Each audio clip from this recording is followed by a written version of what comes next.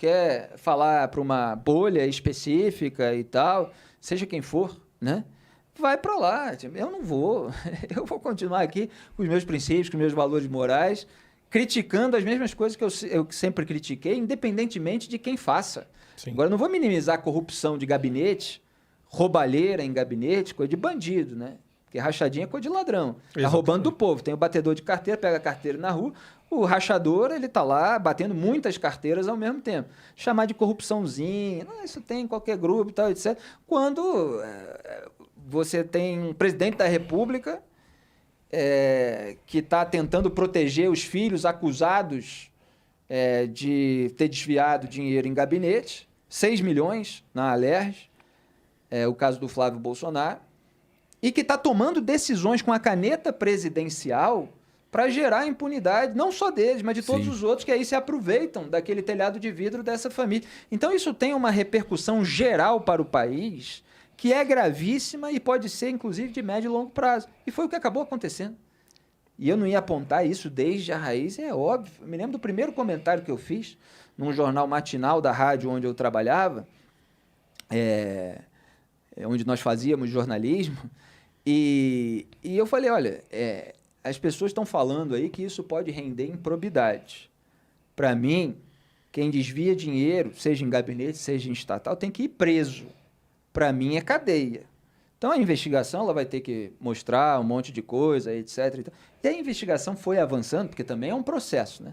Tem o elemento inicial, que é uma movimentação bancária típica do assessor. E tá, isso é minimizado, relativizado, mas aí vai a investigação e minuciosamente vai descobrindo tudo. E a investigação que o GAEC fez no Rio, olha, o GAEC é um grupo ali anticorrupção que foi dissolvido agora, durante o governo Bolsonaro. Tudo isso está sendo dissolvido, está sendo desmantelado. Aquele que descobriu lá 27 deputados estaduais, eu apontei todos, inclusive do PT.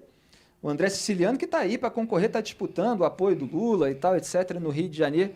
A investigação foi avançando e aí vem uma denúncia, a denúncia está lá, o operador estava pagando as despesas pessoais do chefe, que foi denunciado, portanto, como líder da organização criminosa, por lavagem de dinheiro também, por peculato.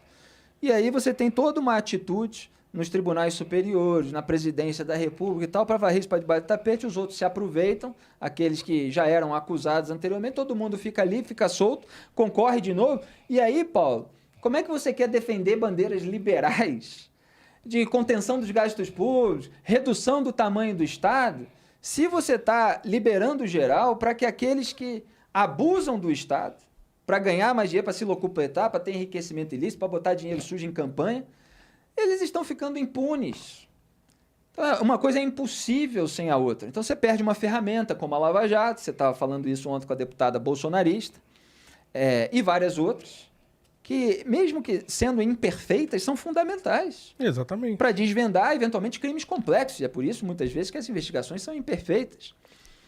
Mas aí você fica defendendo pessoas que nunca vão entregar aquilo que elas dizem defender. Porque não é da natureza delas. É o oposto disso. Exatamente. E é óbvio também, porque assim, as provas estão aí. Não dá mais pra... Só fala que não aconteceu, porque não é bem assim, quem tá maluco ou quem é canalha. Isso. Sim. Porque as provas estão todas aí e, assim, esse desmantelamento do combate à corrupção que aconteceu no Brasil, essa coisa de desmantelar a Lava Jato, essa coisa de trocar vários chefes da Polícia Federal, não foi um só, não. Igual ontem a Carla Zambelli falou, não, mas geralmente os governos trocam, quando ele já tá há muito tempo lá, trocou um monte de gente. Isso é de uma sonsice atroz, né? O sujeito tem que ser muito, tem que estar muito idiotizado para cair nessa conversa bolsonarista. Você tem a lista, a gente acompanhou etapa por etapa. Outro dia eu publiquei um artigo a respeito disso.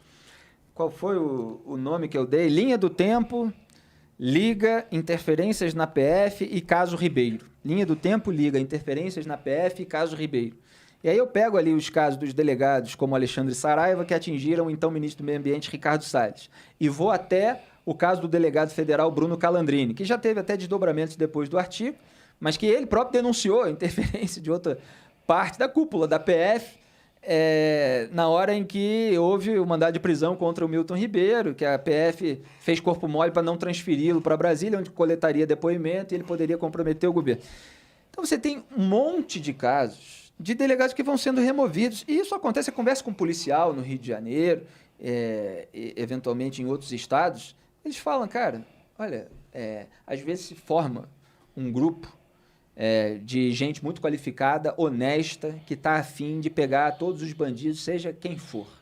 Aí o que acontece com esse grupo? Eles descobrem os podres dos políticos. E aí o que acontece em seguida? Aparece alguém e fala, não, isso aqui a gente não vai levar adiante, tá? Isso aqui tem que ficar na gaveta, esse grupo tem que ser dissolvido, você vai para cá, você vai para lá e tal. Quer dizer, isso é uma prática que existe no Brasil já.